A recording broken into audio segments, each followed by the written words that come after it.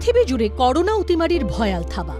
জীবন ও জীবিকার টানাপোড়েনে জেরবার খেটে খাওয়া মানুষ, প্রতিনিয়ত যুদ্ধ বেঁচে থাকার জন্য। বাংলার মানুষের হাল আরও খারাপ হয়েছে সাম্প্রতিক আম্পান সুপার সাইক্লোন। একদিকে করোনা সংকটে রোজগার বন্ধ, অন্যদিকে মাথার উপরের ছাদ উড়িয়ে নিয়ে গেল ঝড়। হাজার হাজার পরিবার গৃহহীন, কোমর জলে শিশু, বৃদ্ধ, মহিলা সবাই হাতড়ে বেড়াচ্ছেন এক টুকরো শুকনো ডাঙা। সরকারি বেসরকারি ত্রাণী সম্বল তাঁদের। টেকনো ইন্ডিয়া গ্রুপের বিভিন্ন ইউনিটের পক্ষ থেকে চেষ্টা চলছে এই সব অসহায় মানুষকে যথাসাধ্য সাহায্য করার। রাজ্যের নানা শহরে আর্ত মানুষের পাশে দাঁড়ানোর কর্তব্য পালন করছেন কর্মীরা। উত্তর ও দক্ষিণবঙ্গের নানা কলেজে কমিউনিটি কিচেন তৈরি করে প্রতিদিন কয়েকশো মানুষকে খাবার যোগান দেওয়া হচ্ছে। সেবামূলক সংগঠন সত্যম রায়চৌধুরী ফাউন্ডেশন এগিয়ে এসেছে ত্রাণের কাজে। মুখ্যমন্ত্রীর কোভিড ত্রাণ তহবিলে জমা দেওয়া হয়েছে টাকা। শুধু এই দুঃসময়ই নয়, সারা বছরই বিপন্ন মানুষের সহায়তায় উদ্যোগী এই ফাউন্ডেশন। দেশের বহু শহরে স্বেচ্ছাসেবী সংগঠনগুলির সঙ্গে হাত মিলিয়ে কাজ করে তারা। দুস্থ মেধাবী ছাত্রছাত্রীদের স্কলারশিপ দেওয়া থেকে দরিদ্র মহিলাদের স্বনির্ভর করে তোলা, স্বাস্থ্য ও পরিবেশ সচেতনতা নিয়ে ক্যাম্প, HIV পজিটিভ শিশুদের হোমকে সহায়তা, নানা ক্ষেত্রের নীরবে কাজ করে স্বেচ্ছাসেবীর দল। এই কর্মকাণ্ডের প্রাণপুরুষ টেকনো ইন্ডিয়া গ্রুপের ম্যানেজিং ডিরেক্টর ও সিস্টার নিবেদিতা ইউনিভার্সিটির আচার্য সত্যম রায়চৌধুরী বলেন, আমি বিশ্বাস করি অসহায় মানুষের পাশে দাঁড়ানো সব মানুষের স্বাভাবিক কর্তব্য। সেই বিশ্বাস থেকেই এগিয়ে নিয়ে যাচ্ছে আমার ফাউন্ডেশনকে। আমি আন্তরিক ধন্যবাদ জানাতে চাই সোনু সুদকে তার মানবিক উদ্যোগের জন্য। যেভাবে তিনি পরিযায়ী শ্রমিকদের ত্রাতা হিসেবে এগিয়ে এসেছেন তা উজ্জ্বল দৃষ্টান্ত হয়ে থাকবে। এই সংকটকালে বিশ্বের প্রয়োজন তার মতো আরও অনেক বাস্তব জীবনের হিরো। नमस्कार, मैं हूं गीतांजलि और आज की हमारी इस खास पेशकश में हम आपकी मुलाकात कराने वाले हैं उन रियल लाइफ हीरो से जिन्होंने इस मुश्किल की घड़ी में निस्वार्थ भाव से आगे आकर उन लोगों की सहायता की जिन्हें वाकई में जरूरत थी। और इस लिस्ट में सबसे पहला नाम आता है अभिनेता सोनू सूद का, जिन्होंने कुछ लोगों की इस तरह से मदद की कि आज देश के कोने कोने से उनके पास प्यार आ रहा है और उन्हें आशीर्वाद मिल रहा है। तो चलिए बिना देर किए आपको सीधा लेकर चलते हैं सोनू सूद के पास। धरा जब जब विकल होती, मुसीबत का समय आता, किसी भी रूप में कोई महामानव चला आता।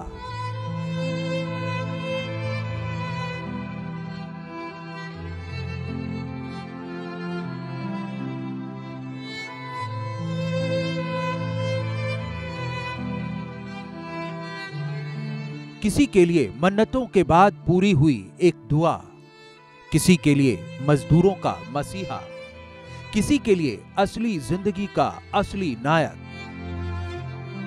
और किसी के लिए महामारी के इस काल का एक ऐसा महामानव जिसने मुसीबत के मारे हजारों लोगों के दिलों में इंसानियत की अमिट लकीर खींच दी। नाम है सोनू सूद।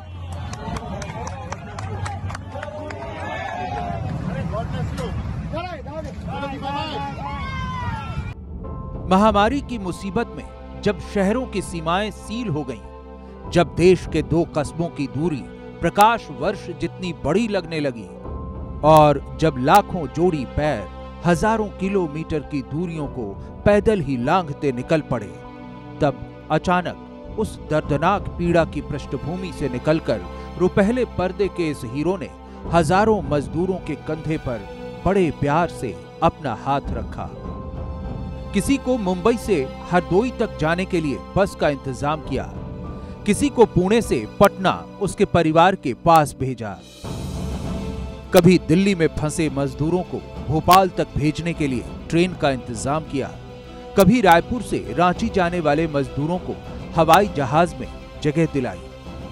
ना जाने कितनी कहानियां हैं, ना जाने कितनी दास्तानें हैं।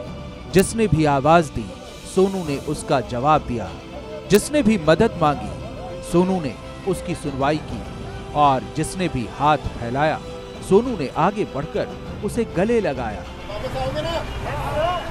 सोनू का ट्विटर अकाउंट मजदूरों का हेल्प डेस्क बन गया और सोनू बन गए उनके देवदूत।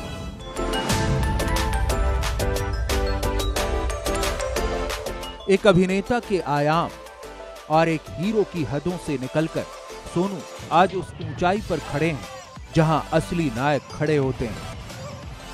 सोनू को तो आज पूरी दुनिया पहचानती है, मगर मुसीबत के इस वक्त में हमारे आसपास भी ऐसे कई हीरो मौजूद हैं जिन्होंने कोरोना काल में कुछ ऐसा कर दिखाया जो दुनिया के लिए मिसाल बन गया। वापस आ रहे हो ना? जल्दी ठीक हो, वापस आओ, ठीक है? सोनू सूद के साथ आज हम आपको ऐसे ही कुछ रियल हीरोज से मिलवाने जा रहे हैं, तो देखते रहिए real heroes with Sonu Sood. Real heroes with Sonu Sood, और हमारे साथ हमारे खास मेहमान सोनू सूद जुड़े हुए हैं। सोनू, सबसे पहले तो आपका बहुत बहुत स्वागत है। Thank you so much. Thank you. Sonu, हम एक बात जानना चाहते हैं, हमारे सभी दर्शक जानना चाहते हैं कि सोनू का एक नया ही अवतार हमें यहाँ पर देखने को मिला है। हमने आपको बड़े पर्दे पर तो लड़ते झगड़ते देखा है, मार खाते भी देखा है और मारते पीटते भी देखा है, लेकिन यहाँ पर एक बिल्कुल ही अलग अवतार आपका नज़र आ रहा है। तो आपकी ये इंस्पिरेशन क्या रही है, कहाँ से आपको प्रेरणा मिली, इस बारे में हम पूरी कहानी जानना चाहते हैं। Thank you so much. But मैं यही कहूँगा कि हम सब ने जो विजुअल्स देखे हैं, बहुत सारे हमारे जो प्रवासी भाई बहन सड़कों पर चल रहे थे, तो तकलीफ सबको हो रही थी। तो मुझे लगा कि मुझे उनके पास जाकर उनसे बात करना ज़रूरी है। बहुत सारी ऐसी आवाज़ें हैं जो हमें सुनाई तो दे रही हैं, हम महसूस भी कर रहे हैं, लेकिन हम उनका जवाब नहीं दे पा रहे। तो मुझे लगा कि उनके पास जाकर मुझे जवाब ज़रूर देना है और मैं उनसे मिलूँ। और फिर मैं जाकर उनसे मुलाकात किया, और मेरी एक बड़ी अच्छी दोस्त है निकी गोयल। हम लोग खाने की ड्राइव कर रहे हैं, हम लोग बहुत खाना देते हैं, तो हम लोग हाईवे पे घूम रहे थे। तो हमने ये जो एक ग्रुप था साउथ जा रहा था, उन्होंने बोला कि मैं बहुत सारा खाना पैक कर दो 10 दिन का, क्योंकि हम लोग पैदल चल के जा रहे हैं। तो मैंने उनसे रिक्वेस्ट किया कि आप रुके, मैं आपके लिए कुछ परमिशन ला के देता हूँ, मैं आपके लिए जो गाड़ी है वो अरेंज करके देता हूँ, आप उससे जाइए, पैदल मत चलिए। और फिर वो रुके और मैं उनके लिए वो परमिशन लेकर आ पाया। और पहली दफ़ा 350 लोग जो थे एक साथ कर्नाटका गए। और जब मैं मिलने गया, उनके चेहरे पे जो खुशी थी, आंखों में आंसू थे। मुझे लगा कि ये वो 350 लोग हैं जिन तक मैं पहुंच पाया, या वो लोग मुझ तक पहुंच पाए। पर ऐसे लाखों लोग हैं सड़कों पर जो चल रहे हैं, जिनके पास मेरा कोई कांटेक्ट नहीं है, मुझ तक नहीं पहुंच पाए। तो मुझे उनको भी घर पहुंचाना है। और फिर मैंने वो एक अभियान शुरू किया कि हर एक को घर छोड़कर आना है। और मैंने सबसे बात करनी शुरू की, उन तक पहुंचना शुरू किया। और आप विश्वास मानिए कि 4 या 5 दिन के अंदर लाखों की गिनती में लोग जो अलग अलग सड़कों पर चल रहे थे या रुक गए, मतलब पैदल चल रहे थे, वो रुक गए और वो टच में आए। और फिर हमने एक एक करके सबको घर भेजना शुरू किया। जी सोनू, तो सोनू, आपने बहुत सारे लोगों की मदद की, उन्हें उनके घर तक भेजा। तो अब हम आपको एक वीडियो ऐसा दिखाना चाहते हैं जो इस पूरी मुहिम पर हमने बनाया है, इस पूरे सफर को दिखाया है। चलिए देखते हैं। 5 दिन से हम इधर हैं, मेरी बीवी भाग गई और मतलब कि 2 बच्चे हैं, ये बेचारा हैंडीकैप है, हमारा कोई नहीं है, पैसा नहीं है, हम पे खाने को कुछ भी नहीं है, कैसा भी करना साहब हमें घर भेज दो, हम परेशान हैं, हम बहुत, मेरे बच्चों को मेरे को घर भेज दो, मैं बस अपने बच्चों की जिंदगी अपने साथ बिताना चाहता हूँ।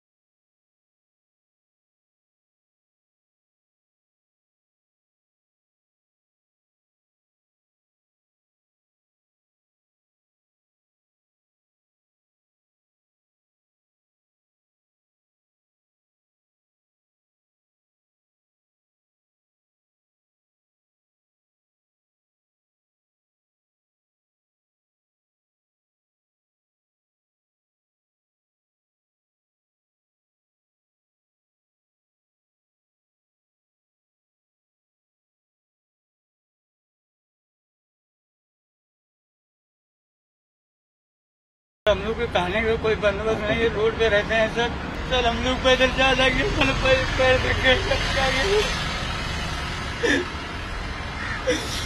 व्यवस्था का कोई ठिकाना नहीं, अपना को खाने का नहीं है, घर पे छोटा छोटा बच्चा है वो लोग भी रो रहा है, अपना को जाने के लिए दिक्कत हो रहा है। हमारा पसीना बहता है तो मुल्क आगे बढ़ता है।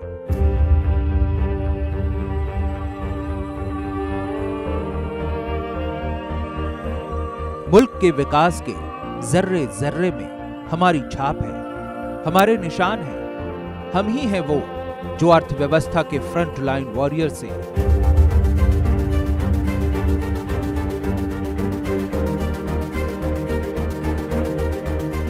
लेकिन जब कोरोना के संकट काल में मुसीबत के बादल मंडराने लगे तो हमें लगा कि हमारी तरफ कोई देखता भी नहीं।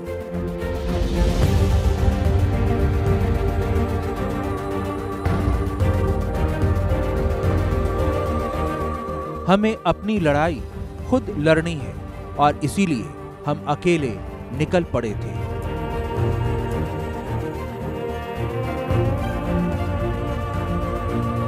जेब खाली, वक्त भारी, अपनों की फिक्र लिए, बिना दर्द का जिक्र किए घर की ओर हम बढ़ चले।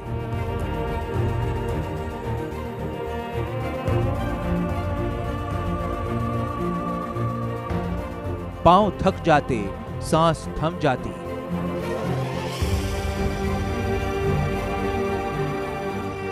पैदल पैदल, जख्मी जख्मी, सपनों को तिलांजलि देकर बस निकल पड़े थे गांव की ओर।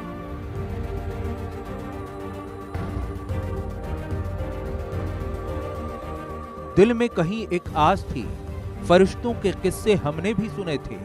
सोचा था कि जिनको वोट दिया था वही हमारे फरिश्ते हैं, वही हमारी जिंदगी तय करते हैं। फिर क्षितिज के पार एक सूरज चमका और वो फरिश्ता नजर आया।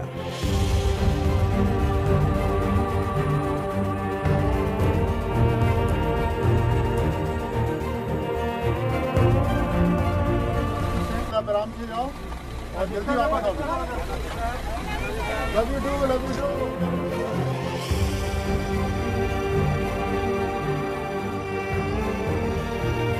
सोनू सूद ने न सिर्फ दूसरे राज्यों के उन असहाय लोगों को रहने की जगह दी, खाना दिया, बल्कि उनके घर जाने का पूरा इंतजाम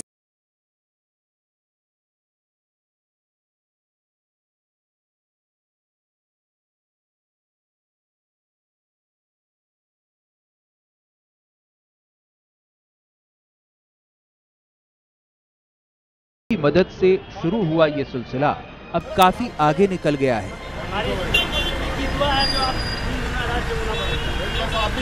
जल्दी वापस आओ। और आज सोनू सूद न सिर्फ अलग अलग राज्यों में फंसे लोगों के लिए मसीहा बन गए हैं, बल्कि आज की तारीख में सोनू देश के सबसे लोकप्रिय अभिनेता भी बन गए हैं। इतने लोकप्रिय कि आम लोग भी सोनू को भगवान का दर्जा देने लगे हैं। सोनू सर की वजह से हम भी अपने गाँव जा पा रहे हैं। Thank you Sonu sir.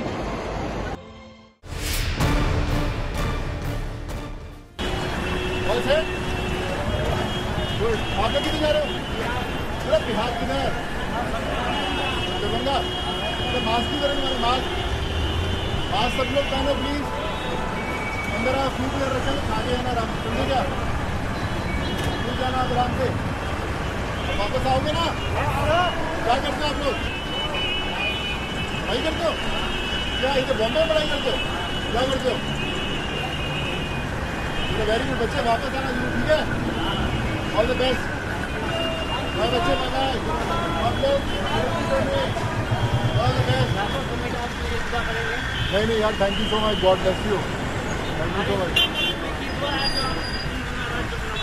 बस आप भी खुश रहो, जल्दी वापस आओ। जब राहें मुश्किलों से भरी हों, संकटों से भरी हों, सपने बिखर चुके हों और उम्मीदें टूट चुकी हों,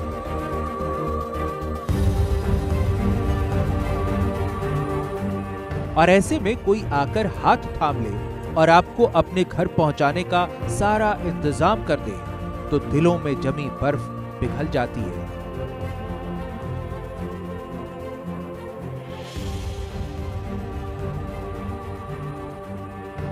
वो जो पर्दे में गलत काम करने वाला विलन था वो हीरो बनकर आता है तो लगता है इस जहां में इंसानियत पर यकीन टूट नहीं सकता। सोनू भाई ने हमारे लिए बहुत अच्छा काम किया और आज हम लोग गाँव जा रहे हैं, बहुत खुशी की बात है। सोनू भाई की उम्र लंबी करे अल्लाह ताला और उनको दिन दूनी रात चौगनी और अच्छा से अच्छा रखे, उनको हर बला हर मुसीबत से बचाए भाई को। सोनू भाई हमारे बहुत अच्छे आदमी, भगवान उनको तरक्की दे। हम लोग उनकी तरफ से अपने घर जा रहे हैं, वो अच्छा काम कर रहे हैं। इस मुहिम ने जैसे सदियों के सफर को लम्हों में समेट दिया।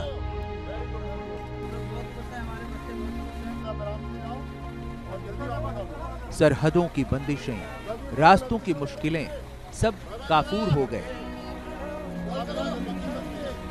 सिर्फ ट्रेन और बस ही नहीं, सोनू सूद ने हवाई जहाज से भी सैकड़ों लोगों को अपने घरों तक भेजने का इंतजाम किया। कोच्चि में जब 177 लड़कियों ने सोनू से हेल्प के लिए कहा तो उन्होंने केरल सरकार और ओडिशा सरकार को विश्वास में लिया और एयर एशिया के विमान से सबको घर भेजा। मैं खुश नसीब हूं कि आज इस सफर में मैं आपके कुछ काम आ सका। और यदि ये आपका पहला प्लेन का सफर है तो टेंशन नोबुदौर का नहीं है। एयर एशिया क्रू आपकी सहायता के लिए हर वक्त आपके साथ है।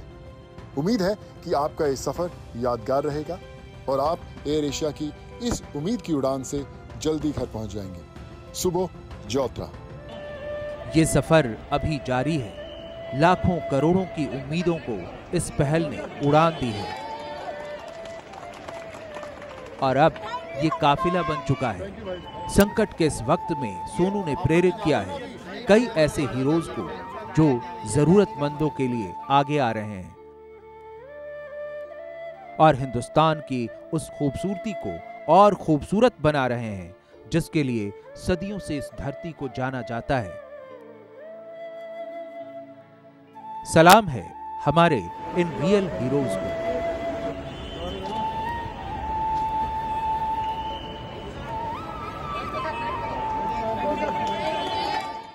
और अब वक्त हो गया एक छोटे से ब्रेक के लिए रुकने का, लेकिन ब्रेक के बाद हम सोनू की जो ये मुहिम है उससे जुड़े कुछ और किस्से आपको दिखाएंगे और किस तरह से उनकी टीम काम कर रही है ये भी आपको दिखाएंगे, तो कहीं जाइएगा नहीं।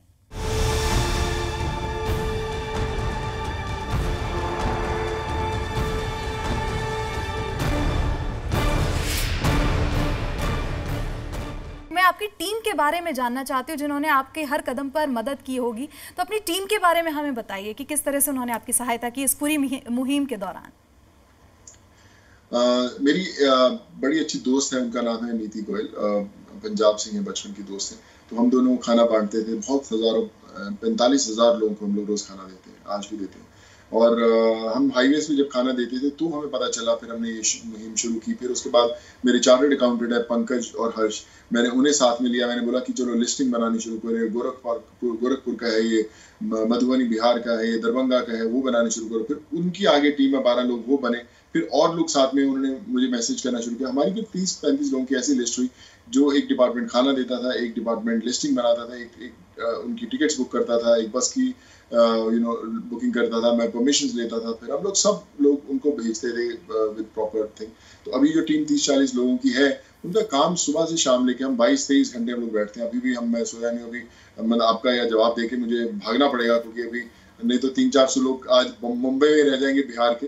तो वो कोऑर्डिनेशन जो है हर जगह से उन्हें पिक करना, कोई लॉकडाउन है, वो खुद ट्रैवल करके इतनी दूर नहीं आ सकते, कोई नाला सुपारा में, कोई वसाई में, तो उनको उठा के सबको लेकर आना पड़ता है। तो एक चैलेंज जरूर है, बट आई थिंक वो टीम का एक सपोर्ट है और एक हमारे जितने आप लोग सब भाई लोग हैं, उनका एक encouraging words और उनकी दुआएं हैं जिसके कारण सब कर पा रहे हैं, और ऐसे करते रहेंगे and we'll make sure that everyone will reach back to their homes very very soon। मैं जानना चाहती हूँ कि आपकी ये जो लाइफ है किस तरह से शुरुआत हुई थी? आप इंजीनियरिंग की पढ़ाई कर रहे थे, फिर आप सिनेमा में कैसे आए? देखिए, जो आपकी डेस्टिनी, आपकी तकदीर होती है, आपको उन सब चीज़ों पर ले आती है जहाँ के लिए आप बने होते हैं। मेरे फादर पंजाब में शक्ति सागर स्टूल उनका नाम था, बड़े फेमस शोरूम है पंजाब में हमारा, मोगा में, बॉम्बे क्लॉथ हाउस के नाम पे। मैंने यही सोचा था कि पढ़ाई करके में भी शॉप का ध्यान रखेंगे, शोरूम का ध्यान रखेंगे, वहाँ बिजनेस कुछ बढ़ाएंगे। लेकिन जो तकदीर थी आपको एज एन एक्टर मुंबई में ले, और फिर एज एन एक्टर आप बने, फिर आपने यहाँ पे बहुत सारा काम किया, अलग अलग भाषाओं में फिल्में की, और फिर आज जब ये दौर आया तो एज एन इंडिविजुअल लोगों की मदद करने के लिए भी आ गया है। तो मुझे लगता है जो आपकी डेस्टिनी होती है आपको ले आती है जहाँ के लिए आप तय होते हैं। मैं ये काम कर रहा था तो शायद भगवान ने वो जरिया मुझे चुना वो करने के लिए, हेल्प लोगों को, और मैं कर पाया। तो मैं बहुत ज़्यादा प्लानिंग नहीं करता हूँ, मैं अपने इंस्टिंक्ट्स पे चलता हूँ कि जो दिल में आता है वो वैसा बढ़ चलो आगे, और फिर अपने आप जो सफ़र है कट ही जाएगा, लोग जो अच्छे हैं वो मिल ही जाएंगे। तो मैं उसी वाइब पे आगे बढ़ने की कोशिश करता हूँ और वैसे ही करता रहूँगा। अभी भी मुझे लगता है कि अगर मैं 10 काम अपने लिए चुनता हूँ लोगों की मदद करने के लिए, तो जब तक वो 10 खत्म होते हैं तो नए 10 तैयार होते हैं। तो मैं भगवान से यही कहूँगा कि ऐसे बढ़ते रहें काम, मेरा जो लक्ष्य है वो कभी खत्म ना हो, और एडिशन होती रहे, और मैं लोगों तक पहुँचता रहूँ, और लोगों तक अपना जो संदेश है वो देता रहूँ, उसी की कोशिश रहेगी, और होपफुली हम लोग करेंगे जरूर। वो साल था 1973 और तारीख थी 30 मई। पंजाब के मोगा में रहने वाले एक हिंदू परिवार में एक बेटे का जन्म हुआ। माँ बाप ने बड़े लाड़ से अपने नन्हे राजकुमार का नाम रखा सोनू। पिता शक्ति सूद पेशे से बिजनेसमैन थे। पिता का शहर में ही छोटा मोटा कारोबार था। हर बाप की तरह अपने लाडले के साथ उनका गहरा लगाव था, और हर बेटे की तरह सोनू का अपनी माँ के साथ उतना ही गहरा जुड़ाव था। माँ सरोज सूद के महफूज साए में अपनी दोनों बहनों के साथ सोनू धीरे धीरे बड़े होने लगे। माँ के हाथों के बने आलू के पराठों का चस्का सोनू को इसी उम्र में ऐसा लगा कि इसका जिक्र आज भी उन्हें भावुक कर देता है। सर, आपकी वजह से मैं कल अपनी माँ से मिल पाऊंगा।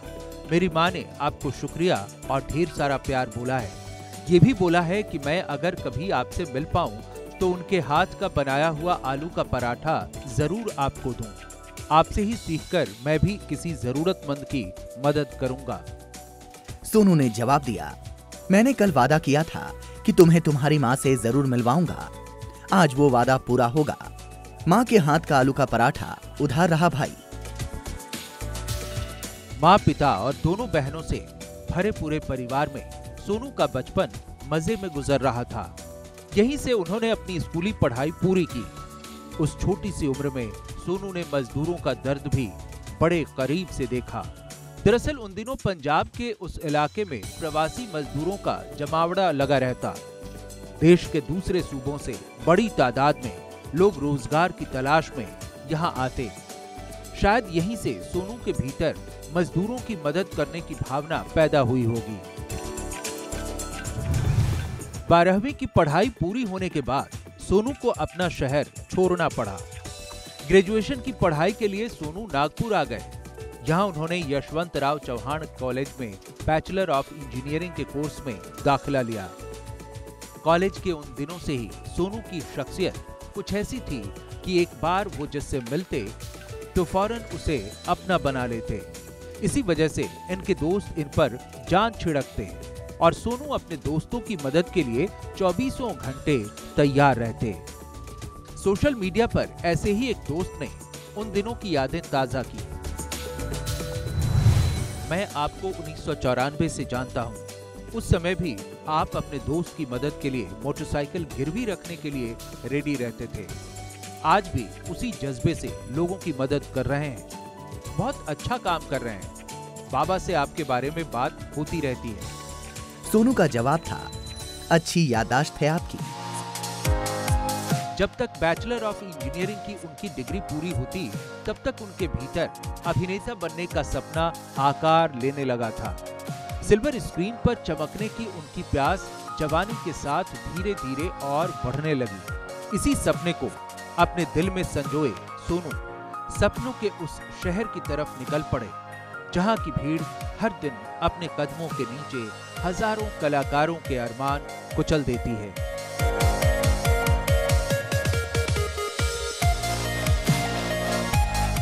माया नगरी मुंबई में सोनू के सपनों की राह भी आसान नहीं थी। ना तो वो किसी बड़े घराने से ताल्लुक रखते थे और ना ही उनके परिवार का फिल्मी दुनिया से कोई सरोकार ही था। सो सोनू के सामने संघर्ष के अलावा कोई और रास्ता नहीं बचता था। अपनी धुन के पक्के सोनू ने इसी राह पर चलने की ठानी।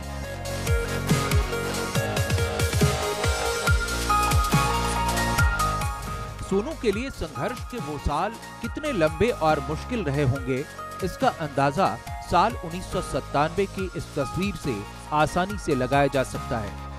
तब एक अदद रोल की तलाश में सोनू पूरे दिन अलग अलग स्टूडियो के चक्कर लगाते, एक दिन में कई बार ऑडिशन देते और नामी निर्देशकों से मिलने की चाहत में उनके दफ्तर के बाहर घंटों इंतजार करते।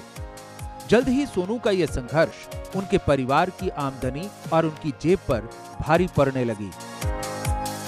उन्हीं दिनों सोनू ने मुंबई लोकल का ये पास बनवाया था।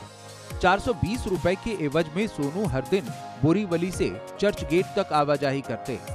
तब कौन जानता था कि मुंबई लोकल का 6 महीने का पास बनवाने वाला ये लड़का एक दिन हजारों लोगों को ट्रेन, बसों और हवाई जहाज से उनके घर तक पहुंचाएगा।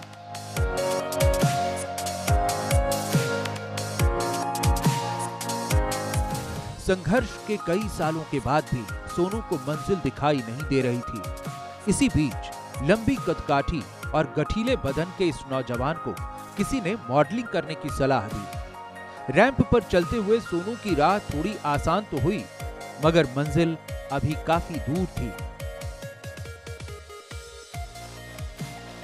संघर्ष के उन दिनों में सोनू अपने घर और परिवार को बड़ी शिद्दत से याद करते और इसके साथ ही उन्हें याद आता माँ को दिया एक वादा। सोनू का वादा था कि एक दिन जब वो सुपरस्टार बनेंगे तब अपनी माँ के लिए सपनों का एक घर बनाएंगे, एक ऐसा घर जिसमें सुख के सारे साजो सामान तो होंगे ही, साथ ही माँ के मन मुताबिक एक रसोई घर भी होगी। एक विज्ञापन फिल्म में सोनू इस बात का जिक्र करते हैं। कैसा है? एकदम माँ के हाथ जैसा। सोनू की शख्सियत कुछ ऐसी है कि एक के बाद एक कामयाबी की सीढ़ियां चढ़ते हुए भी इन्होंने ना तो अपने भीतर के आम इंसान को मरने दिया और ना ही कभी इंसानियत को रुस्वा किया। मां सरोज ने जब इस दुनिया को अलविदा कहा तो भगवान पर से एक बेटे का विश्वास थोड़ी देर के लिए डगमगाया जरूर, मगर सोनू अपने आराध्य गणपति से ज्यादा दूर नहीं रह पाए। हिंदी फिल्मों के सुपरस्टार के सीने में आज भी एक साधारण इंसान का दिल धड़कता है, ऐसा दिल जो कभी मजदूरों के दर्द को देखकर तड़प उठता है। बार-बार साबुन से हाथ धोना, हाथों को सैनिटाइज करते रहना। ऐसा हो भी क्यों ना। एक घर क्या होता है, एक परिवार क्या होता है और घर और परिवार से एक शख्स का रिश्ता क्या होता है, ये भला सोनू से बेहतर और कौन जानता है। और फिलहाल यहाँ रुक रहे एक छोटे से ब्रेक के लिए। ब्रेक के बाद जल्द ही लौटेंगे और कुछ और इंटरेस्टिंग किस्से और कहानियां आपको दिखाएंगे, तो आप बने रहिए हमारे साथ।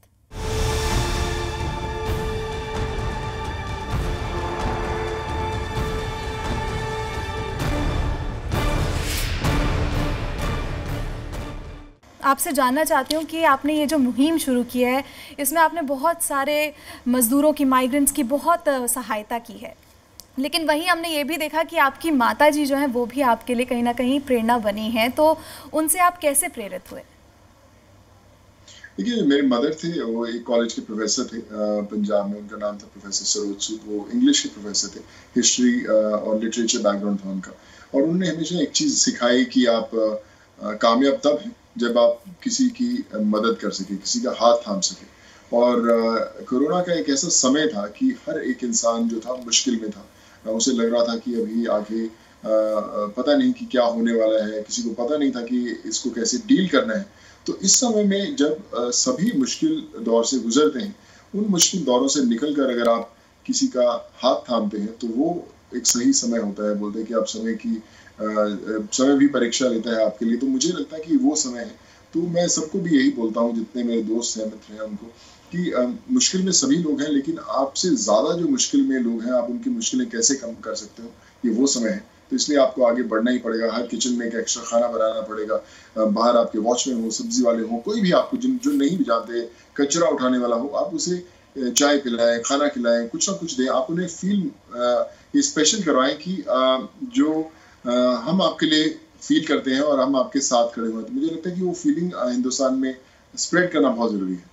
वैसे सोनू, मैं आपसे एक चीज़ कहना चाहती हूँ। मैंने एक ट्वीट पढ़ा था, एक ही तो दिल है सोनू, कितनी बार जीतोगे। इसी तरह से ट्विटर पे आपने इन सभी को पर्सनली जवाब दिए। आप खुद पर्सनली लोगों से बातचीत करते हैं, लेकिन कई ऐसे ट्वीट्स भी होते हैं जो उल जलूल से होते हैं, लेकिन आप उनको भी जवाब देते हैं। तो आप इतने हाजिर जवाब कैसे, और कुछ ऐसे ही और मज़ेदार किस्से भी हुए होंगे इस दौरान जो आप हमसे शेयर करना चाहें?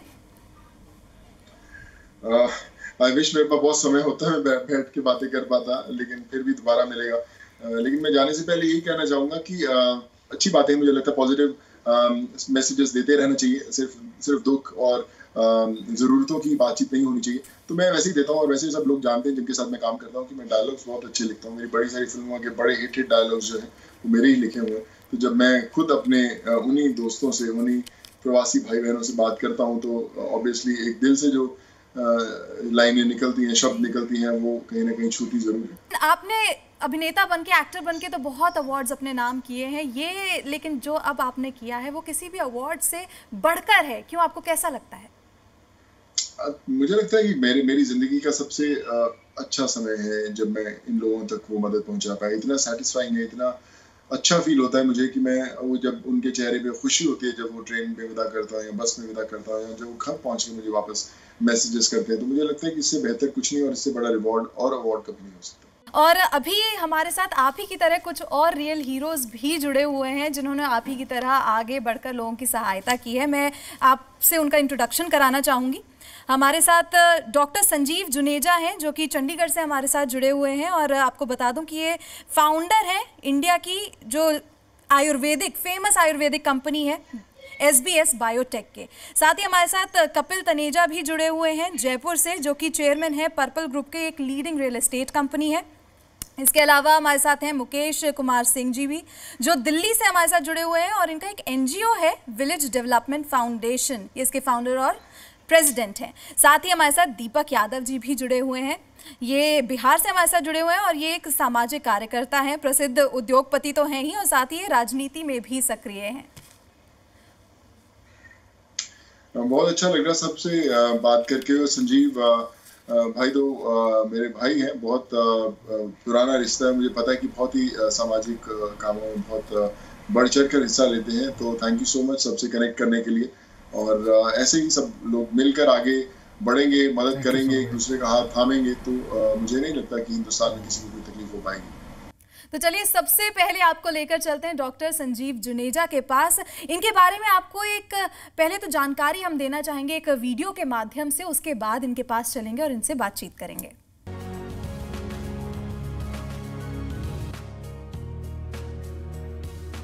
जिंदगी में मुश्किलों से कैसे निपटा जाता है, इसे अगर किसी से सीखा जा सकता है तो वो है डॉक्टर संजीव जुनेजा। कोरोना के इस संकट काल में संजीव जुनेजा रियल हीरो बनकर सामने आए। जरूरतमंदों की मदद करने के लिए डॉक्टर संजीव जुनेजा की संस्था ने तमाम काम किए। जुनेजा की संस्था ने 2500 घरों में राशन पहुंचाया, हजारों की संख्या में मास्क और सैनिटाइजर बांटे। वो जो अपने घरों के लिए निकल गए थे, उनके लिए खाने का इंतजाम किया, पानी मुहैया कराया, महिलाओं में सैनिटरी नैपकिन का वितरण किया। इसके अलावा डॉक्टर संजीव जुनेजा की संस्था एक मुहिम का हिस्सा रही, जिसके तहत हजारों भूखों को खाना दिया गया, जिस मुहिम का नाम था कोई भूखा ना रहे। इसके तहत हर दिन करीब 1000 लोगों को खाने के पैकेट बांटे गए। संजीव के साथ उनकी पत्नी सारा जुनेजा और बहन राधिका जुनेजा ने पूरा सहयोग किया। वैसे संजीव जुनेजा कारोबार जगत की जानी मानी शख्सियत हैं। छोटी उम्र में अपना बिजनेस एम्पायर खड़ा करना और उसे इतना बड़ा बना देना कि देश और विदेश की कई बड़ी बड़ी कंपनियों को टक्कर देने लगे। इससे पहले भी संजीव जरूरत के समय लोगों की मदद करते रहे हैं और उम्मीद है कि ये सिलसिला आगे भी चलता रहेगा। रियल लाइफ के इस रियल हीरो को देश का सलाम।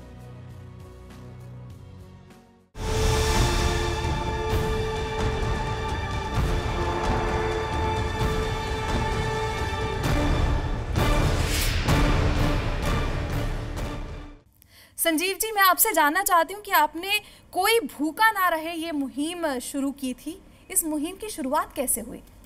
गीतांजलि जी, देखिए, जब टीवी पर कुछ ऐसी तस्वीरें आई जो इतना विचलित करने वाली थी, जब हमने देखा कि लोग हज़ारों किलोमीटर जो हैं वो पैदल चल के जा रहे हैं, जब हमने देखा कि लोगों के पैर में चप्पल तक नहीं है, इतनी तकलीफ़ में जब आप लोगों को देखते हैं तो आप कम से कम इतना तो एक योगदान दे ही सकते हैं कि आपके नज़दीक, आपके आसपास जिन लोगों तक आप पहुंच सकते हैं फिज़िकली, कि वहाँ पर कम से कम कोई भूखा ना रहे। अन्न का दान सबसे बड़ा दान माना गया है और पूरी कोशिश की। हमारी जो फाउंडेशन है आईकेजे केयर के हर सदस्य ने, हर वॉलंटियर ने पूरी कोशिश की और पुलिस एवं प्रशासन ने भी बहुत मदद की इसमें। वैसे अब यहाँ पर सोनू, आपसे हमारे जो गेस्ट हैं डॉक्टर संजीव जुनेजा भी सवाल करना चाहते हैं। हाँ जी सोनू भाई, कैसे हैं? मैं बढ़िया हूँ संजीव भाई, एकदम हमेशा बहुत अच्छा लगता है जब भी आपसे हेलो जी, हमेशा अच्छा लगता है आपसे हमेशा कनेक्ट करते हुए और ऐसे ही अच्छा कमाल का काम करते रहे आप। शुक्रिया सोनू भाई। सोनू भाई, मैं आपको सवाल नहीं, मैं तो, क्योंकि देखिए आज पूरा हिंदुस्तान और हर हिंदुस्तानी आपको सुनता है, तो मैं आपसे एक रिक्वेस्ट करना चाहता हूं कि जैसे हमारे चंडीगढ़ के दोस्त हैं करण गिलोत्रा, और आपने एक इनिशिएटिव लिया और एक आपने गीत प्रस्तुत किया बी स्ट्रॉन्ग में आपने एक संदेश दिया कि किस तरह से ये वक्त है अपने आप को और स्ट्रॉन्ग बनाने का। तो ऐसा संदेश मैं चाहता हूँ कि एक बार आपके शब्दों में भी हो जाए। बिल्कुल संजीव भाई, हमारे कॉमन फ्रेंड है करण गिलोत्रा साहब, बहुत ही अजीज हैं और इंस्पिरेशन रहे हैं बहुत सारे लोगों के लिए। उन्होंने भी एक मुझे याद है कि थोड़े समय पहले बात कर रहे थे कि हमें ये जो मुश्किल दौर में गुजरे हैं लोग, उन कईयों के जो मनोबल है टूट गए हैं, तो हमें एक मैसेज देना है बी स्ट्रॉन्ग का कि बहुत आप डटे रहिए, अच्छा समय आएगा और पॉजिटिव आएगा। और हमेशा लोग जब एक दूसरे से बात करते हैं क्या हुआ, सब बड़े डरे डरे बातें करते हैं, तो ये मैसेज दिया गया था बी स्ट्रॉन्ग का, बड़ा कमाल का था। मैं भी उसमें थोड़ा सा फीचर हुआ था। और अच्छी बात ये है संजीव भाई कि जितने लोग हैं वो, जितने लोग आप पॉजिटिव बातें करेंगे, जितनी आप पॉजिटिव वाइब स्प्रेड करेंगे, वो जो इंसान मुश्किल में होगा उसको भी लगेगा नहीं सब ठीक ही होने वाला है। तो मैसेज देना बड़ा जरूरी है, चाहे आप सॉन्ग के जरिए दें, चाहे बातों के जरिए दें, या फिर किसी को सुबह फोन उठा के कीजिए कि बॉस कैसा है, बहुत कमाल का समय आने वाला है, आप देखेंगे सब बढ़िया हो जाएगा और अच्छा हो जाएगा, तो उनको अच्छा फील होता है। तो आई थिंक वो एक पॉजिटिव जो फीलिंग है, वाइब्स है, वो हमें स्प्रेड करनी जरूरी है, जो आप सब भाई लोग हर रोज करते ही।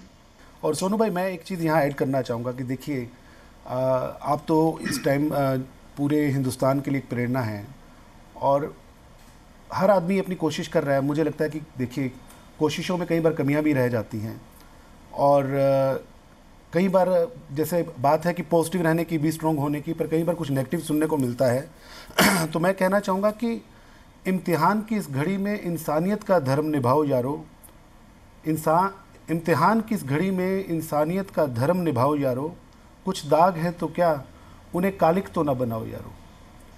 तो सोनू भाई, जैसे आप इंसानियत का धर्म निभा रहे हैं, मैं और जैसे हम ये सारे भाई, कपिल भाई, मुकेश भाई, दीपक भाई, हम सब इकट्ठे हैं और देखिए हर हिंदुस्तानी कुछ रिकॉग्नाइज हो रहे हैं, कुछ रिकॉग्नाइज नहीं होते, बट मैं ये चाहता हूँ कि ये जो ये ब्यार बह रही है ये बहती रहे और एक पॉजिटिविटी आए। ये वक्त गुजर जाएगा और फिर से उसी तरह से जैसे ज़िंदगी थी उसी तरह से आगे चलेगी। और अब आपकी मुलाकात जो है कराते हैं हमारे दूसरे मेहमान से। ये हैं कपिल तनेजा जी, जो हमारे साथ जयपुर से जुड़े हैं। आपको कपिल तनेजा जी के बारे में एक वीडियो क्लिप के ज़रिए उनके बारे में पूरी जानकारी देते हैं पहले, फिर उनके पास सीधा चलेंगे और उनसे सवाल करेंगे।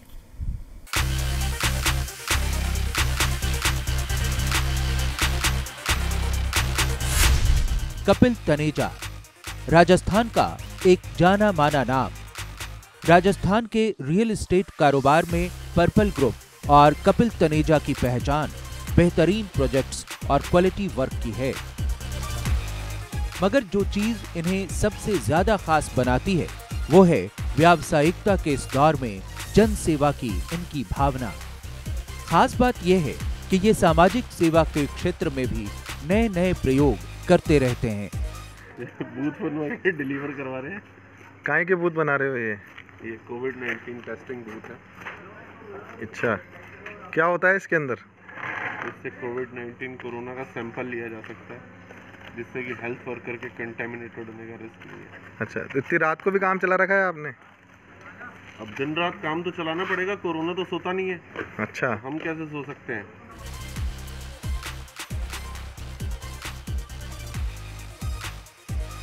कोरोना महामारी के संकट के दौरान कपिल को ये महसूस हुआ कि सूबे के स्वास्थ्य कर्मी अपनी जान जोखिम में डालकर कोरोना का टेस्ट कर रहे हैं। ऐसा इसलिए क्योंकि मरीजों की टेस्टिंग के दौरान स्वास्थ्य कर्मियों में संक्रमण का खतरा बना रहता है। ऐसे में अपनी नायाब सोच और नई टेक्नोलॉजी की मदद से कपिल ने ऐसे टेस्टिंग बूथ बनवाए जिसमें स्वास्थ्य कर्मी और संक्रमित व्यक्ति के बीच जीरो कांटेक्ट होता है। एक्चुअली क्या है कि जब ये दिखने लगा कि जितने भी मेडिकल स्टाफ हैं वही लोग जब संक्रमित होने लग गए, तब हमें ये समझ में आया कि अगर होता रहेगा तो कितने दिन तक ये लोग काम कर पाएंगे। तो उसके लिए हमने साउथ कोरिया का एक मॉडल था, उन लोगों ने एक ग्लास का अंदर से कैबिन टाइप तैयार किया था।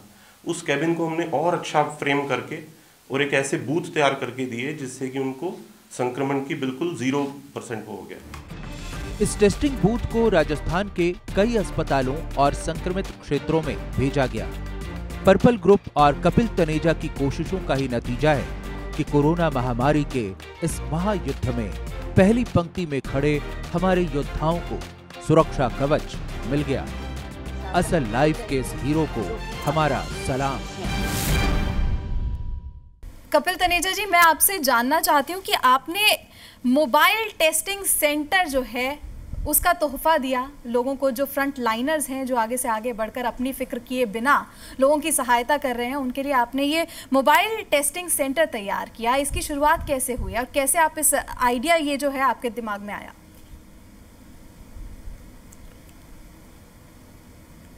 जी गीतांजलि जी, इसके लिए मैं ये बताना चाहूँगा कि जिस टाइम पर ये लॉकडाउन स्टार्ट हुआ, जिस टाइम पर कोरोना एंटर हुआ, तब हम लोग सभी न्यूज़ के अंदर देख रहे थे कि अमेरिका में भी, चाइना में भी, इटली के अंदर भी, सभी जगह पे जो अपने कोरोना वॉरियर्स जो हैं, जो डॉक्टर्स जो हैं, मेडिकल स्टाफ जो है, वो सबसे ज़्यादा कंटेमिनेटेड हो रहा था।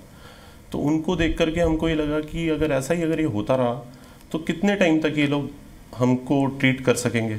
तो इसके लिए मेरे बहुत क्लोज फ्रेंड हैं डॉक्टर जितेंद्र मक्कड़, जो यहाँ राजस्थान के बहुत बड़े कार्डियोलॉजिस्ट हैं। उन्होंने हमें ये आइडिया दिया कि अपन इसको ऐसा कर सकते हैं कि साउथ कोरिया के अंदर कुछ हॉस्पिटल्स के अंदर इस तरह के टेस्टिंग सेंटर्स बनाए गए थे, जहाँ पर आगे ग्लास लगा हुआ था, ग्लास के अंदर 2 ग्लव्स लगे हुए थे और वो उसी के अंदर से उसको टेस्ट कर रहे थे पेशेंट को। और हमारे यहाँ पर पीपीई किट की भी बहुत ज़्यादा प्रॉब्लम आ रही थी। शुरू में पीपीई किट थे नहीं। अगर पीपीई किट नहीं होते थे तो यहाँ पर टेस्टिंग्स कैसे हो सकती थी। तो उस वजह से फिर हमारे दिमाग में आइडिया आया कि हम एक एसटीडी पीसीओ टाइप जैसे पुराने बूथ जो होते थे, इस तरह के हम कुछ बूथ बनाते हैं और उसको इस तरह का टेक्नोलॉजी इक्विप्ड करते हैं कि अंदर से बाहर कम्युनिकेट करने के लिए भी, जैसे हमने कैमरा, वीडियो, डोरफोन और वो सब लगा दिए उसके अंदर, और जीरो कांटेक्ट कर दिया कि बाहर पेशेंट का और जो हेल्थ वर्कर जो है उनका कांटेक्ट बिल्कुल जीरो कांटेक्ट था।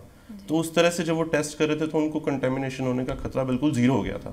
अब जो है सोनू, कपिल तनेजा जी वो भी सवाल करना चाहते हैं। कपिल जी, आपको पहले तो बहुत बहुत बधाई इस बहुत अच्छे काम के लिए। आपने बहुत ही अच्छा काम किया है, जो मतलब हम सबको देख करके ऐसा लग रहा था कि क्या होगा, कैसे होगा, ये लोग कैसे 1,000 किलोमीटर पैदल चल करके जाएंगे।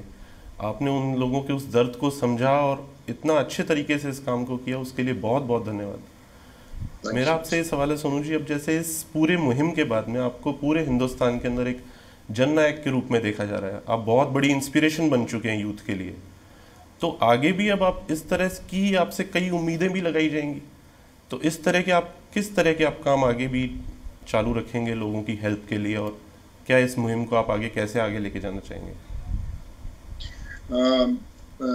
बड़ा अच्छा आपने मेरे से पूछा। मैं पहले भी बहुत करता रहता था, लेकिन ये समय ऐसा आया कि सब लोगों को पता चला कि ऐसा हुआ, और ये जो मुश्किल जो घड़ी थी ये पूरे देश के लिए एक साथ आई, तो शायद इसलिए ज़्यादा इस पे ध्यान दिया गया। पर ये जो मुहिम है, मुझे लगता नहीं कि सिर्फ एक चीज़ तक सीमित रहनी चाहिए। वो घरों में पहुंचे हैं, लेकिन आगे उनके लिए क्या करना है, उनके परिवार वालों के लिए क्या करना है, वो भी बहुत कुछ सोचना बाकी है, और हम लोग सोच भी रहे हैं। और मैं ये कहना चाहूँगा कि मुझे भी बहुत सारे लोगों ने इंस्पायर किया। अगर मैं किसी के लिए इंस्पिरेशन बन पाया तो मुझे बड़ा अच्छा लगता है कि मैं एक मैसेज तो दे पाया। कि मैं जैसे कल देख रहा था, किसी ने किसी की इंटरव्यू आ रही थी, उन्होंने मैसेज डाला कि उन्होंने भी 2 बसेस करवा के दिल्ली से लोगों को कुछ भेजा, 2 लड़कियां थी एएमसी, और मुझे लगा कि वो जो 2 बस में 80-100 लोग बैठे होंगे वो अपने घरों में बिना तकलीफों से जा पाए और शायद मैं उनको कुछ बोल पाया। तो ये अच्छी बात है कि मुझे लगता है कि हम सबको मिलकर एक दूसरे से इंस्पायर करते हैं। इसको जारी रखने से भी ये नहीं कि अभी कोरोना का दौर है तो अभी खत्म करें, और ये कोरोना के बाद भी जो नॉर्मल दौर आएगा उसमें भी बहुत सारे लोग होंगे जिन्हें आपके सहारे की जरूरत पड़ेगी। तो मुझे लगता है कि ये जो जंग छिड़ी है या जो हम लोग ये सफर शुरू किया है, ये ताज़ जिंदगी चलते रहना चाहिए और भी लोगों को साथ में जुड़ना चाहिए। और फिलहाल हमें यहाँ रुकना होगा एक छोटे से ब्रेक के लिए, लेकिन ब्रेक के बाद भी हम इन रियल लाइफ हीरोज जो है उनके बारे में कुछ और दिलचस्प किस्से आपको दिखाएंगे। जल्दी लौटेंगे, बने रहिए हमारे साथ। আমি খুব গর্বিত যে অনলাইন লিগাল ইন্ডিয়া একটা স্টার্টআপ কোম্পানি হয়েও এই প্যান্ডেমিক সিচুয়েশনে একটা এক্সাম্পল সেট করেছে। আজ এটা বলে খুব ভালো লাগছে যে অনলাইন লিগাল ইন্ডিয়া তাদের এমপ্লয়ীদেরকে ফুল স্যালারি এবং অ্যাডভান্স দিয়েছে, যে সময় বড় বড় কোম্পানিরা পে কাট করেছে। আপনারা জেনে আশ্চর্য হবেন যে এই প্যান্ডেমিক সিচুয়েশনেও আমাদের এমপ্লয়ীরা প্রমোশন অ্যান্ড ইনক্রিমেন্ট পেয়েছে। এমপ্লয়ীরা আমাদের পরিবারের বড় একটা অংশ, এই সময় তাদের পাশে দাঁড়ানো আমাদের কর্তব্য। সো সব এমডি, সিইওস অ্যান্ড বিজনেস ওনারদেরকে আমি অনুরোধ করতে চাইব যে এই সময় তাদের পাশে দাঁড়ান এবং প্রুফ করেন যে সত্যি তারা আমাদের একটা বড় অংশ। সোনু সুদের এই পদক্ষেপে টিম অনলাইন লিগাল ইন্ডিয়া তাকে স্যালুট জানাচ্ছে।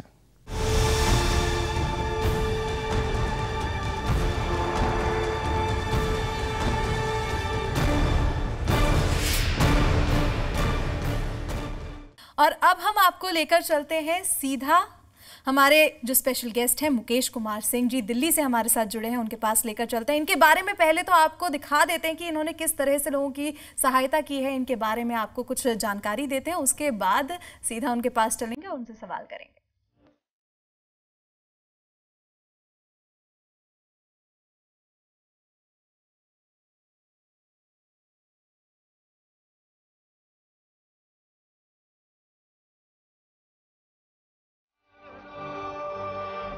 जो भूखे थे उन्हें खाना खिलाया, जो मुसीबत के मारे थे उन्हें सहारा दिया,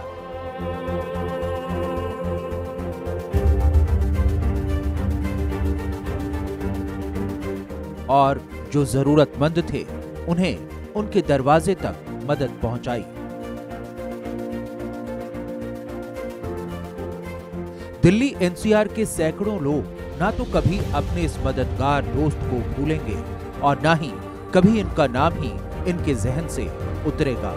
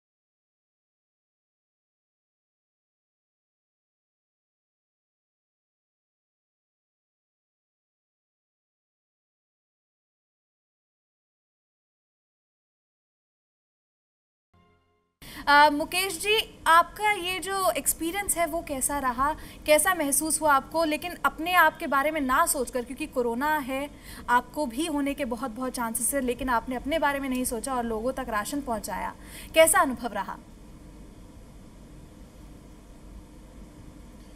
गीतांजलि जी, एक्चुअली जब हम किसी का मदद करते हैं तो उससे बढ़िया खुशी का पल कोई और होता नहीं है। तो जब ये लॉकडाउन शुरू हुआ था तो हमने एक मैसेज साझा किया सबसे पहले, और मैसेज का हेडिंग था कि विपरीत परिस्थिति में सबसे पहले अपने आसपास के लोगों की मदद करें, सक्षम व्यक्ति गांव से लेकर शहर तक, क्योंकि ये जो पूरा भारत देश है हमारा, बहुत बड़ा विशाल देश है, दुनिया की सबसे बड़ी दूसरी आबादी है। और जब भी कोई राष्ट्रीय आपदा आती है तो इसमें सरकार के साथ साथ जनता की भी उतनी ही जिम्मेदारी होती है कि हम अपने राष्ट्र को किस तरह से सुरक्षित रख सकें। कि एक तो मैंने द्वारका, नोएडा, फरीदाबाद में और दिल्ली के कई लोकेशंस में खुद अपनी गाड़ी में आटा, चावल, दाल, प्रॉपर एक किट बना करके मैं लोगों को बांटा, काफ़ी डिस्टेंस मेंटेन करके।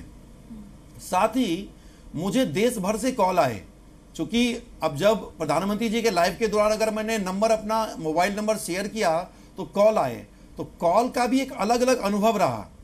सभी को राशन नहीं चाहिए थी, किसी को एक प्रॉपर इंफॉर्मेशन चाहिए थी कि मुझे घर जाना है तो कैसे जाएंगे। कई लोग को जैसे मकान मालिक किराए के लिए परेशान कर रहे थे, तो मैंने खुद मकान मालिक को रिक्वेस्ट किया, वो मान गए। तो एक अद्भुत अनुभव रहा। और फिलहाल इस कार्यक्रम में वक्त हो गया एक छोटे से ब्रेक के लिए रुकने का। ब्रेक के बाद जल्द ही लौटेंगे, आप हमारे साथ बने रहिए।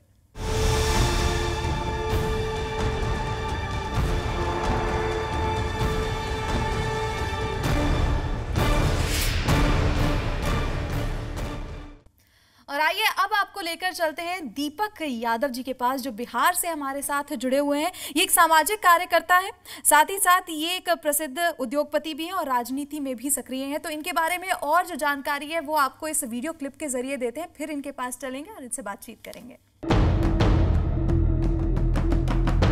कोरोना महामारी के डर के इस माहौल में जरूरतमंदों के बीच जाकर मदद का हाथ बढ़ाती ये टीम है जाने माने बिजनेसमैन, राजनेता और सामाजिक कार्यकर्ता दीपक यादव की। जो रोजमर्रा खाने वाले रोज कमाते हैं, खाते हैं, उन लोगों को बहुत नुकसान हुआ, क्योंकि लॉकडाउन में कोई काम करना लॉ के मुताबिक अलाउड नहीं था और उन लोगों का रोज़मर्रे का जो इनकम और एक्सपेंडिचर है वो साइकिल पूरा ख़राब हो गया। और इस वजह से हमने देखा कई लोगों को ऐसी हालत हुई कि चूल्हा तक जलने उनका संभव नहीं था। कई लोगों के हमारे कार्यकर्ता लोग गए और देखा कि अच्छे अच्छे शिक्षक तक लोग अपने बच्चों को खाना नहीं दे पा रहे थे। लगभग 20,000 परिवारों को हम 1 महीने का राशन वितरित कर चुके हैं, जिसके अंदर हमारा वाल्मीकि नगर से लेके लौरिया, बघा, रामनगर, सीकटा, मैनाटांड, इन सब विधानसभाओं के ब्लॉकों में हम लोग अपना वितरण कर चुके हैं। हमेशा समाज के प्रति अपने कर्तव्य को प्राथमिकता देने वाले दीपक यादव कोरोना वायरस के संक्रमण काल में भी अपना सामाजिक दायित्व बखूबी निभा रहे हैं। बिहार के पश्चिम चंपारण में दीपक यादव और उनकी टीम लगातार भूखे और जरूरतमंद लोगों तक खाना पहुंचाने में जुटी है। हमने राहत का एक पैकेज बनाया जिसके अंदर कुछ सब्जियां हैं, तेल, हर तरीके का जो भी खाने के लिए दाल, चावल, चूड़ा, सब चीज़ तरीके की चीज़ें, उसके अंदर एक 10-11 तरीके के रॉ मटेरियल, जिससे कि आदमी अपना लगभग, अगर छोटा परिवार है तो वो 1 महीने का अपना कर सकता है। अगर बड़ा परिवार है तो उसको 2 राहत के पैकेट लगेंगे, वरना जो छोटा है उसको 1 से महीने भर का उसका राशन हो जाता है। तो वो हमने देना शुरू कर दिया और उसके अंदर अभी तक हम लोग लगभग मुझे लगता है 10 से 15 हज़ार के बीच में, क्योंकि अभी कई मटेरियल रास्ते में है, कई मटेरियल अलग, बहुत बड़ी कॉन्स्टिट्यूएंसी है हमारी। कोरोना काल में कोई परिवार भूखा न रहे, इसके लिए दीपक यादव की अगुवाई में कई लोग दिन रात काम कर रहे हैं। इनकी इस मुहिम में साथ देने के लिए कई और लोग भी सामने आए हैं। इनकी कोशिशों का ही नतीजा है जिसकी वजह से हजारों लोग इस मुश्किल वक्त का डटकर सामना कर रहे हैं।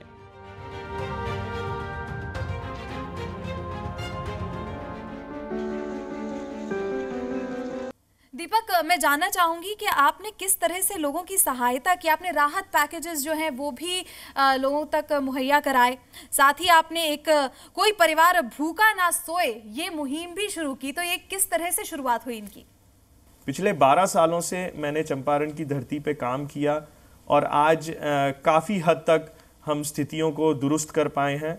मैंने यहाँ पे उद्योग भी लगाया और समाज सेवा भी करी और उसमें बहुत स्थिति में इतना परिवर्तन है कि आज जो हमारे बिहार से प्रवासी लोग काम करने जो जाते हैं वो आज इतना बड़ा बदलाव हुआ है चंपारण में पिछले 12 सालों में कि वो लोग आज बाहर जाने की बजाय यहीं पे काम करते हैं और काफ़ी हद तक हमने जो ड्रेन हो रहा था ब्रेन का और वर्क का लोगों के थ्रू वो रिवर्स किया।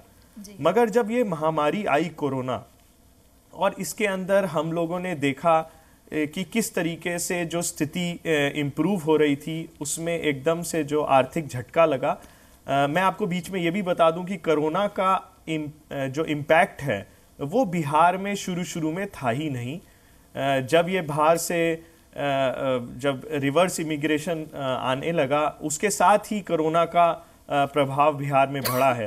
तो बिहार काफ़ी हद तक कोरोना से बचा हुआ था, मगर यहाँ पे जो असर पड़ा असली लॉकडाउन का वो था आर्थिक। जो फाइनेंशियल जो वर्कर्स जो काम करते थे, लोग काम करते थे, बाहर से भी लोग पैसा भेजते थे और यहाँ के लोग भी जो डेली वेजर्स थे कृषि के सेक्टर में हर जगह उनको आर्थिक नुकसान हुआ। और उसी वजह से हम लोगों को देखने में लगा कि कई घरों में गरीब तबके के लोगों में चूल्हा तक नहीं जल पाया। 2-2 दिन 4-4 दिन बच्चे रो रहे हैं। तो मेरे पास हमारे कार्यकर्ताओं ने, जो हमारी सामाजिक संस्था है उसके कार्यकर्ताओं ने बोला कि सर कुछ राहत सामग्री बांटी जाए ताकि लोगों को राहत मिले। तो ये आइडिया हमारे कार्यकर्ताओं का था, क्योंकि मैं भी बाहर फंस गया था। मैं बिहार में नहीं था उस टाइम जब कोरोना का पहला लॉकडाउन हुआ। तो उन्होंने बताया और हमने ये मुहिम चालू करी, बहुत छोटे लेवल पे चालू करी, मगर फिर देखने में लगा कि उससे बहुत राहत लोगों को मिली और धीरे धीरे करके बढ़ता गया और आज जो है राहत मिली है। यहाँ तक कि आपने रोजगार मुहैया कराया है इतने सारे लोगों को और आपने उन्हें खाना तक पहुँचवाया है। तरह से हमारे जो मेहमान हैं मुकेश सिंह जी, वो भी खुद जाकर लोगों को राशन बांटते, खुद अपनी गाड़ी में राशन लेकर जाते हैं और लोगों तक पहुँचाते हैं। अब मुकेश भी जो है आपसे एक सवाल करना चाहते हैं। आपने रियल हीरो से रियल हीरो का सफ़र पूरे देश को दिखा दिया।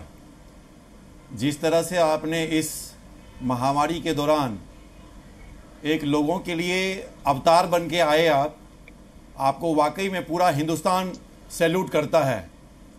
हम लोग भी अपने हिसाब से जितना मदद कर सकते हैं लोगों को लगातार कर रहे हैं, आगे भी करते रहेंगे।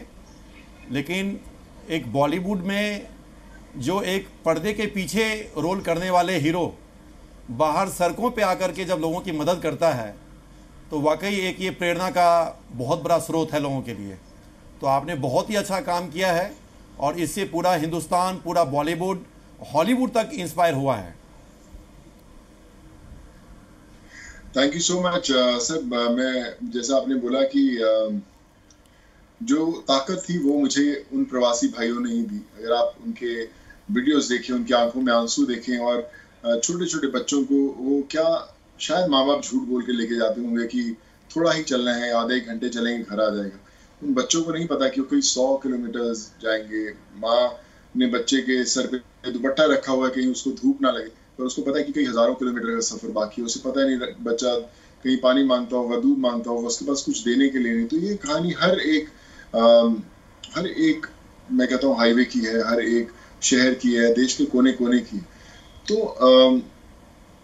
मुझे लगता है कि मैं बहुत खुशकिस्मत था कि मैं उन कहानियों का हिस्सा बन पाया।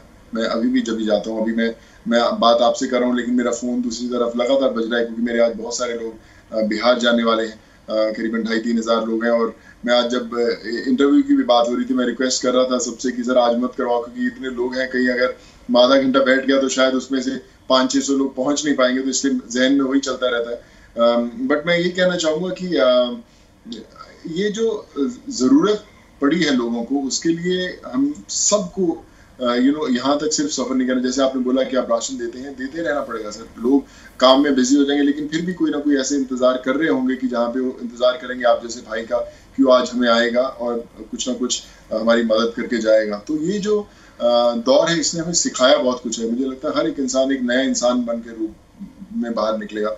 हमने पहले भी बहुत कुछ अचीव किया है, पहले भी बहुत कुछ सीखा है, पर जो इन 2 से 3 महीनों में दुनिया ने जो पार्ट सीखा है वही पार्ट उनका जिंदगी में आने वाला, उनकी जिंदगी में और उनकी आने वाली जो जनरेशंस है उनके लिए एक है। तो बस मैं यही कहूँगा कि ऐसे ही सर अच्छा काम करते रहिए और पॉजिटिव मैसेज स्प्रेड करते रहिए सर। वैसे जो हमारे सामाजिक कार्यकर्ता हमारे साथ दीपक हैं, दीपक भी ऐसा ही करते हैं। दीपक भी आपसे थोड़ी सी बातचीत करना चाहते हैं। आपसे पूरा देश इंस्पायर हुआ है, पूरा देश आपसे इंस्पायर हुआ है और कहीं ना कहीं आप जो काम कर रहे थे उसके हम लोग रिसीविंग एंड में थे बिहार के।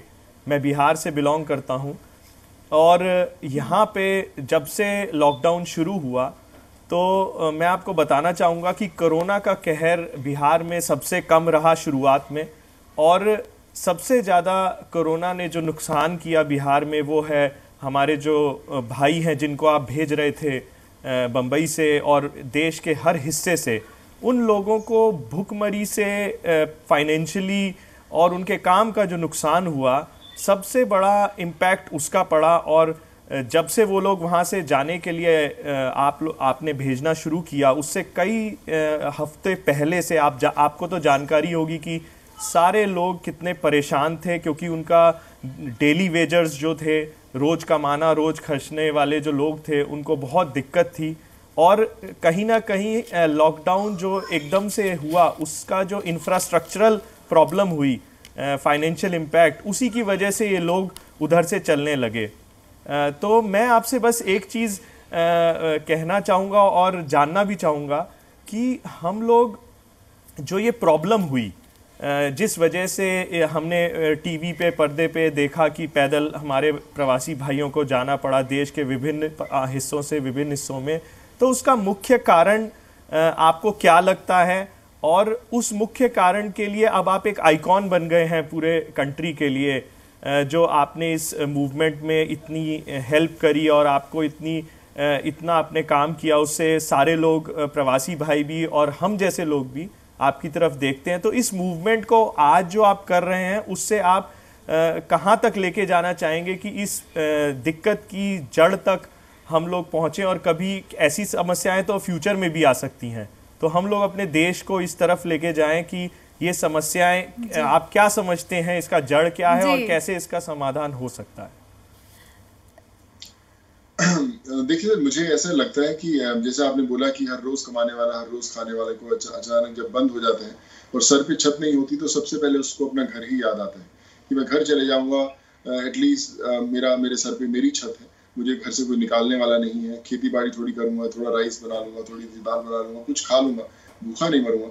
लेकिन जब वही इंसान घर से हजारों किलोमीटर दूर एक बड़े शहर में रहता है तो उसको बहुत अकेलापन महसूस होता है। उसको पता है एक छोटा सा घर है जिसमें 8-10 साथ में लोग रहते हैं, उसके माँ बाप साथ में नहीं है, कभी उनकी वाइफ पत्नी साथ में नहीं, तो उसकी इच्छा होती कि कुछ इससे पहले कुछ मुझे हो जाए, मैं क्यों ना अपने घर वापस चले जाऊँ।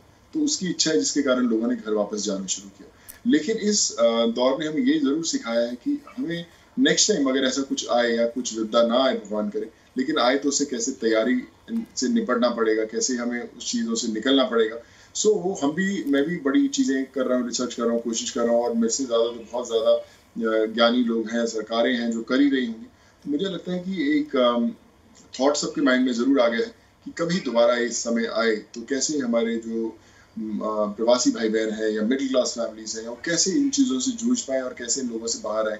कितनी ज़रूरी है सेविंग्स करना, कितनी ज़रूरी है सरकार की ऐसी पॉलिसीज होना, हेल्थ पॉलिसीज की बात करें या आपको सेव करने की बात करें। विदेशों में बहुत सारी पॉलिसीज हैं, लोगों को घर बैठे तनख्वाहें मिलती हैं, तो वो सब चीज़ें लाना बहुत ज़रूरी है। मुझे लगता है कि सरकार इस पर काम भी करेगी और एक बहुत बड़ा लर्निंग लेसन है हम सब के लिए, और होपफुली जब सब ठीक होगा तो दिमाग इसकी तरफ दौड़ना शुरू होगा। जी, बहुत बहुत शुक्रिया आप सभी का हमारे साथ जुड़ने के लिए। आप बहुत ही अच्छा जो है संदेश भी दे रहे हैं और रोज़गार बढ़ाने के लिए भी आप बहुत ही अच्छा इनिशिएटिव आप सभी ने लिया है और लोगों की जो आप मदद कर रहे हैं वाकई में सराहनीय है। थैंक यू सो मच हमारे साथ जुड़ने के लिए।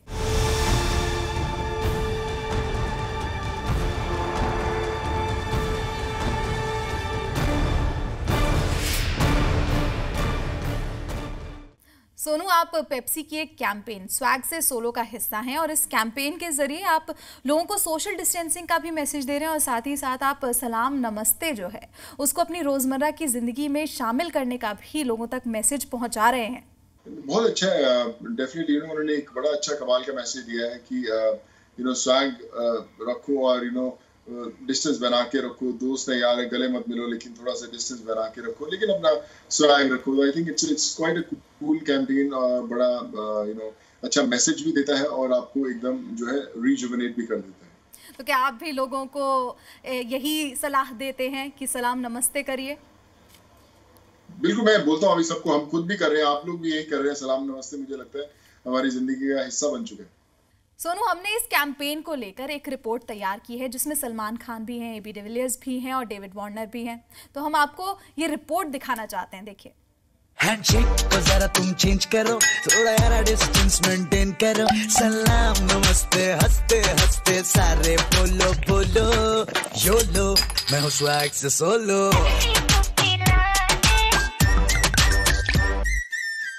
सोशल डिस्टेंसिंग मेंटेन करो। इस वक्त खुद के स्वास्थ्य के लिए ये सबसे जरूरी काम है और ऐसा करने के लिए सलाम नमस्ते से अच्छा क्या हो सकता है। और इसी से जुड़े एक अभियान से जुड़े हैं दबंग सलमान खान। डिस्टेंस मेंटेन करो, सलाम नमस्ते हंसते हंसते सारे बोलो बोलो, योलो मैं हूँ स्वैग से सोलो। हिंदुस्तानी संस्कृति से जुड़े सलाम नमस्ते को अपनाने के लिए आज सारी दुनिया मजबूर हो गई। ज्यादा से ज्यादा लोग सलाम नमस्ते की अहमियत को समझें। इसी के लिए ऑल टाइम फेवरेट पेप्सी ने एक कैंपेन की शुरुआत की और इसका हिस्सा बने हैं real life hero Sonu Sood भी। डिस्टेंस मेंटेन करो, सलाम नमस्ते हंसते हंसते सारे बोलो बोलो, योलो मैं हूँ स्वैग से सोलो। बॉलीवुड की तमाम हस्तियां इस कैंपेन का हिस्सा बनी हैं और नमस्ते और सलाम के नए स्वैग को सपोर्ट कर रही हैं। बोलो बोलो, योलो मैं हूँ स्वैग से सोलो। सिर्फ बॉलीवुड की दुनिया ही नहीं बल्कि क्रिकेट के मैदान से भी स्वैग से सोलो का संदेश आ रहा है। सारे बोलो बोलो, योलो मैं हूँ स्वैग से सोलो। पेप्सी के सलाम नमस्ते कैंपेन को काफी पसंद किया जा रहा है। सोशल मीडिया पर तो इसने धूम मचा दी है। आम लोग भी स्वैग से सोलो को कॉपी करने में लगे हैं, वीडियो बना रहे हैं और खुद को सुरक्षित रखने की इस जंग में सबसे बड़े हथियार को अपनी जिंदगी का हिस्सा बना रहे हैं। जरा तुम चेंज करो, थोड़ा यारा डिस्टेंस मेंटेन करो, सलाम नमस्ते हंसते हंसते सारे बोलो बोलो, योलो मैं हूँ स्वैग से सोलो। अब आजकल बड़ी बड़ी हस्तियां भी जो हैं वो सलाम नमस्ते जो है उसे सराहते हुए इनको देखा है। तो क्या हम ये कह सकते हैं यही एक सही तरीका है सोशल डिस्टेंसिंग कायम रखने का? देखिए, तो हमें बचपन में सिखाया गया था, हमारे माँ बाप भी हमें सिखाते थे कि हाथ जोड़ के मिलो, जब घर से बाहर निकलते हो तो रुमाल लेकर निकलो, ये क्या होता है, हेलो हाय क्या होता है, सब चीजें। मैंने एक छोटी सी कविता भी इस पर लिखी थी। तो ये हमारे हमेशा कल्चर में था, लेकिन कहीं हम लोग इन चीजों को भूल गए थे। लेकिन आज अगर हमने सीखा तो सीखा एक वायरस से कि कितना जरूरी है अपना इम्यून सिस्टम सही रखना, हाइजीन बरतना, डिस्टेंस बना के रखना। और इन छोटी छोटी चीजों से आज हम वाकिफ हुए हैं, पर हमारा जो अध्यापक था जो वो नहीं हमें सिखा पाया। आज हम एक वायरस से सीख पाए हैं, बट बोले देर आए दुरुस्त आए। अच्छी बात यह है कि हम इसको मेंटेन करना बहुत जरूरी है कि हम ताज़ जिंदगी जो अपनी आने वाली जनरेशन है उनको भी हम अच्छा सिखा सके कि हाइजीन मेंटेन रखते रहिए और हमेशा सोशल डिस्टेंसिंग बना के रखें। जी, वैसे आजकल का जो समय है उसमें हमने जैसे अभी सोशल डिस्टेंसिंग के लिए सलाम नमस्ते वाली बात कही, तो इंडिया में ही नहीं बल्कि पूरी जो दुनिया है सभी लोग इस सलाम नमस्ते को अपना रहे हैं। कह सकते हैं आजकल ये एक स्वैग बन गया है। तो आप इस बारे में आपका क्या विचार है? स्वैग से ज़्यादा ज़रूरत बन गई है। बाकी दुनिया में तो हिंदुस्तान में तो पहले भी करते थे, लेकिन हमने देखा है कि दुनिया के बहुत सारे बड़े बड़े लीडर्स ने सलाम नमस्ते को अपनी ज़िंदगी की एक रूटीन बना लिया। तो बहुत अच्छी बात है कि हम हिंदुस्तानी कुछ ना कुछ एक मैसेज दे पाए जो पूरी दुनिया अभी है उसके फुटस्टेप्स में चलने की कोशिश कर रही है। चलिए, बहुत बहुत शुक्रिया सोनू हमारे साथ जुड़ने के लिए और हमें अपने सफ़र का हिस्सा बनाने के लिए आपका बहुत बहुत शुक्रिया। धन्यवाद, थैंक यू सो मच। और सब भाइयों को, संजीव भाई, सब राजीव भाई, सब भाइयों को good bye and take care और जल्दी मुलाकात होगी। So thank you so much. और इसी के साथ आज की हमारी एक खास पेशकश रियल हीरोज विद सोनू सूद यहीं खत्म होती है। फिलहाल इजाजत दीजिए, नमस्कार।